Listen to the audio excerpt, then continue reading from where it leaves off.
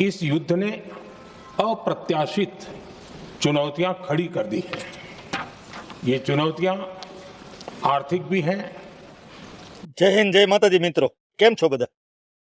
હવે અચાનક એવી અફવા ઉડી કે પેટ્રોલ ને ડીઝલ ખૂટી જવાનો. તો માણસો બધા પોતાની બાઇક લઈને ઉપડ્યા ભાઈ અમદાવાદ ને સુરત ને અહીંયા અમારા ભાવનગરમાં એવડી મોટી મોટી લાઈનો લગાડીને તે પેટ્રોલ પંપમાં પેટ્રોલ ખૂટવાડી દીધું. અને હવે મોટા સિટીમાં તો માનો કે લોકો પેનિક થાય એટલે મોટી મોટી લાઈનો થાય, પણ અમારા અહીંયા ધોળામાં પેટ્રોલ ખૂટી ગયું. બોલો, એટલી બધી લાઈનો થઈ. તો સત્ય હકીકત શું છે? શા માટે લોકો આટલા પેનિક થયા? તો એની પાછળ સંસદમાં આપેલ શ્રી પીએમ નરેન્દ્ર મોદીનું એક નિવેદન. એણે સંસદમાં એમ કીધું કે આપણે આ બધું પેટ્રોલ ગેસ એ વાપરવામાં ધ્યાન રાખવું પડશે. ખાડી યુદ્ધની અસર આપણી ઉપર પણ થઈ શકે. હવે મોદી સાહેબે શું કીધું સંસદમાં અને પછી એની ઇફેક્ટ શું થઈ એ હું તમને બતાવું. પહેલા તો તમે જુઓ કે મોદી સાહેબ શું કહે છે એ જુઓ. इस युद्ध ने अप्रत्याशित चुनौतियां खड़ी कर दी हैं। ये चुनौतियां आर्थिक भी हैं, नेशनल सिक्योरिटी से जुड़ी भी हैं और मानवीय भी हैं। युद्धरत और युद्ध से प्रभावित देशों के साथ भारत के व्यापक व्यापारिक रिश्ते हैं। जिस क्षेत्र में युद्ध हो रहा है वो दुनिया के दूसरे देशों के साथ हमारे व्यापार का भी एक महत्वपूर्ण रास्ता है। विशेष रूप से कच्चे तेल और गैस की हमारी जरूरतों का एक बड़ा हिस्सा यही क्षेत्र पूरा करता है। हमारे लिए ये रीजन एक और कारण से भी अहम है। लगभग 1 करोड़ भारतीय खाड़ी देशों में रहते हैं और वहां काम करते हैं।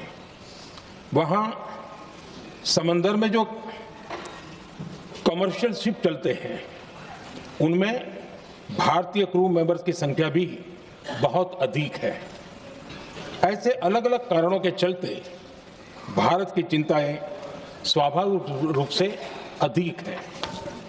इसलिए ये आवश्यक है कि भारत की संसद से इस संकट को लेकर एक मत और एकजुट आवाज दुनिया में जाए।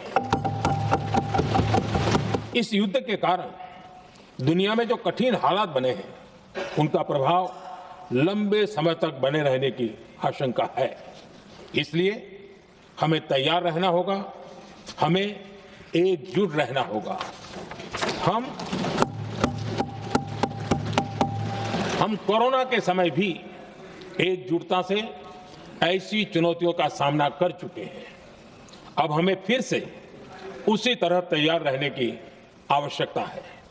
धीरज के साथ, संयम के साथ, शांत मन से हमें हर चुनौती का मुकाबला करना।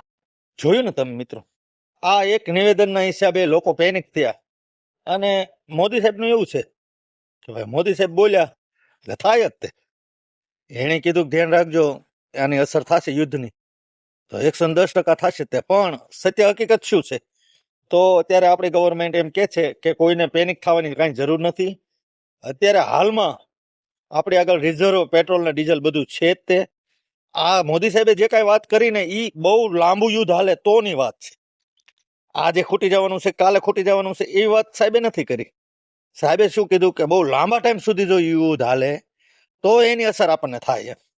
હવે એને માણસોએ એમ ઉપાડી લીધું કે કાલે જ એની અસર થઈ જવાની છે, પણ એવું કાંઈ છે નહીં.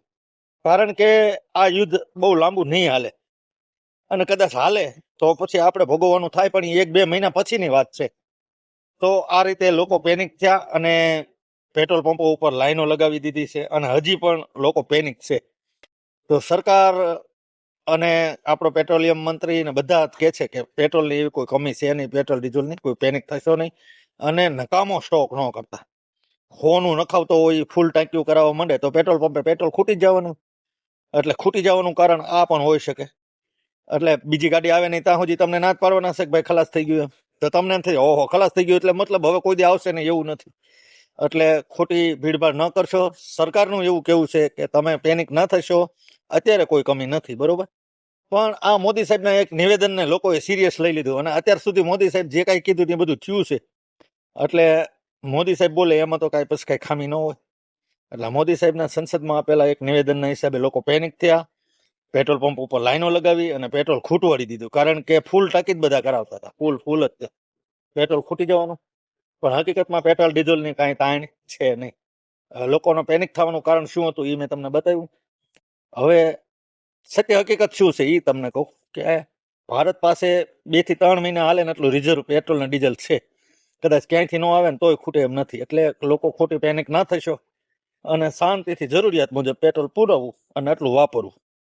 જય હિન્દ, જય માતાજી. વાત તમને જો સાચી લાગી હોય તો આ વિડીયો શેર કરજો. અને તમે હજી સુધી મને જો ફોલો ન કરતા હોય, સબસ્ક્રાઇબ ના કર્યું હોય તો કરી દેજો. કારણ કે એમાં તમારે કાંઈ ખર્ચો નથી થવાનો, ખાલી આમ ટીક કરવાનું છે, સબસ્ક્રાઇબ અથવા ફોલો એટલે થઈ જશે. એનાથી અમને ઘણો ફાયદો થતો હોય. જય હિન્દ, જય માતાજી.